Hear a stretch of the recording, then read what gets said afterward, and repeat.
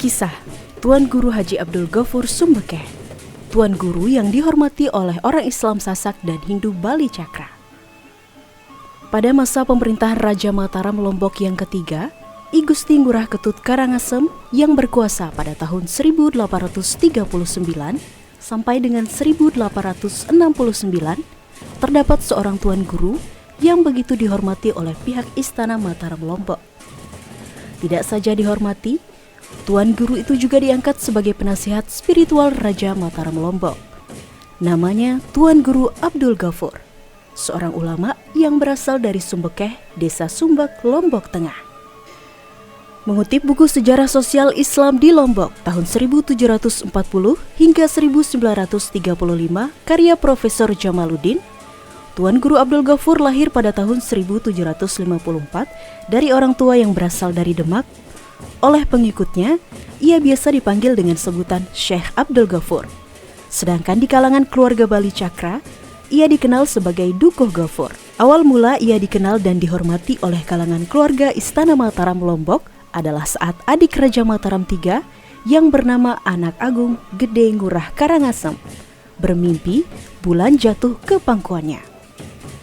Adik raja ini kemudian mencari orang yang mampu menafsirkan mimpinya tersebut. Tercatat, hampir seluruh ahli spiritual raja tidak bisa menafsirkan mimpi adik raja tersebut. Terdengarlah nama Tuan Guru Abdul Ghafur ke telinga adik raja, yang kemudian Tuan Guru Abdul Ghafur diminta datang ke istana. Tuan Guru Abdul Ghafur kemudian menafsirkan mimpi raja itu sebagai isyarat agar adik raja tersebut segera mengawini salah satu perempuan dari kalangan bangsawan Sasak. Jika perkawinan itu terlaksana, diramalkan kelak kerajaan Mataram Lombok akan menjadi damai dan tentram. Tafsir mimpi itu kemudian dijalankan adik raja dengan mengawini Dende Aminah, seorang putri keturunan Datuk Selaparang yang berasal dari Kalijaga.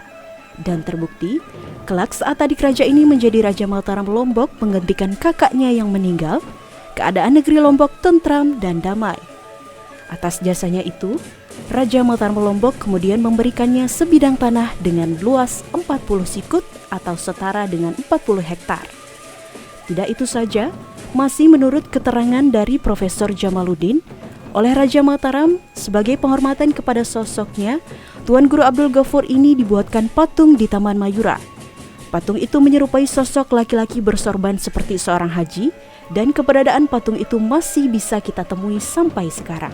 Namun, yang lebih mencengangkan lagi, menurut Profesor Jamaluddin, Tuan Guru Abdul Ghafur ini berhasil mengislamkan Raja Mataram Lombok. Meskipun di banyak sumber menyebut, saat Raja Mataram keempat wafat, jenazahnya diperlakukan dengan tradisi Hindu. Tuan Guru Abdul Ghafur sendiri termasuk Tuan Guru generasi awal di Lombok. Ia seangkatan dengan Tuan Guru Ali Batu dan Syekh Abdul Ghani Bima. Selama hidupnya, Tuan Guru Abdul Ghafur dikenal sebagai mursyid tarekat dan banyak mengarang kitab. Beberapa kitab karya Tuan Guru Abdul Ghafur antara lain Usul Al-Tahqiq, Kitab Al-Tauhid, Kitab Al-Barzanji, dan Kitab Al-Mi'raj. Mengenai nama-nama guru tempat ia menimba ilmu, Profesor Jamaluddin menyampaikan kisah mengenai saat Tuan Guru Abdul Ghafur ditanya Raja Mataram dari mana ia mendapatkan ilmu yang ia gunakan dan ajarkan tersebut. Tuan Guru Abdul Ghafur kemudian menjelaskan bahwa ia mendapatkan ilmu tersebut dari Syekh Kutub di Mekah selama 2 tahun dan pada Syekh Syafi'i di Baghdad, Irak.